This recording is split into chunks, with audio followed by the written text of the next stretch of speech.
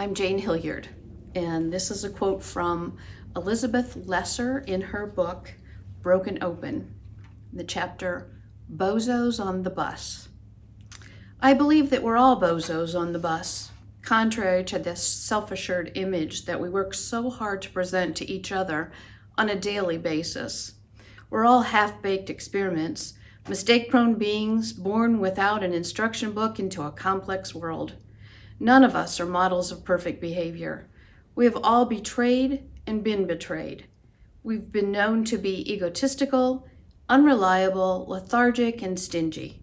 And each one of us has times awakened in the middle of the night worrying about everything from money, kids, or terrorism, to wrinkled skin and receding hairlines. In other words, we're all bozos on the bus. This, in my opinion, is cause for celebration. If we're all bozos, then for God's sake, we can put down the burdens of pretense and get on with being bozos. We can approach the problems that visit bozo-type beings without the usual embarrassment and resistance.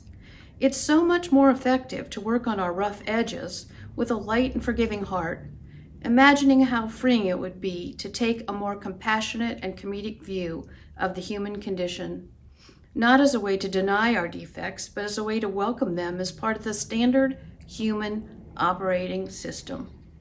Every single person on this bus called Earth hurts. It's when we have shame about our feelings that hurt turns into suffering. In our shame, we feel outcast, as if there is another bus somewhere rolling along on a smooth road. Its passengers are all thin, healthy, happy, well-dressed, and well-liked people who belong to harmonious families, hold jobs that don't bore or aggravate them, and never do mean things or goofy things like forget where they parked their car, or lose their wallet, or say something totally inappropriate.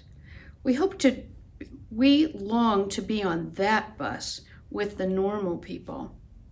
We're on the bus that says Bozos on the front, and we worry that we may be the only passenger on board.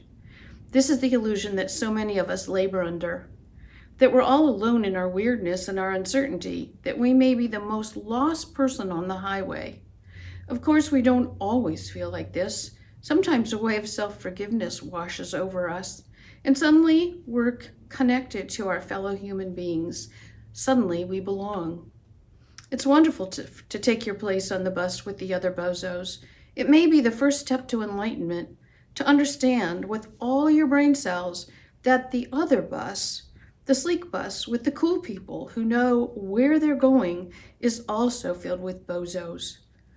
When we see clearly that every single human being, regardless of fame or fortune or age, or brains or beauty, shares the same ordinary foibles, a strange thing happens. We begin to cheer up, to loosen up, and we become as buoyant as those people we imagined on the other bus. As we rumble along the potholed road, lost as ever, through the valleys and over the hills, we find ourselves among friends. We sit back and enjoy the ride.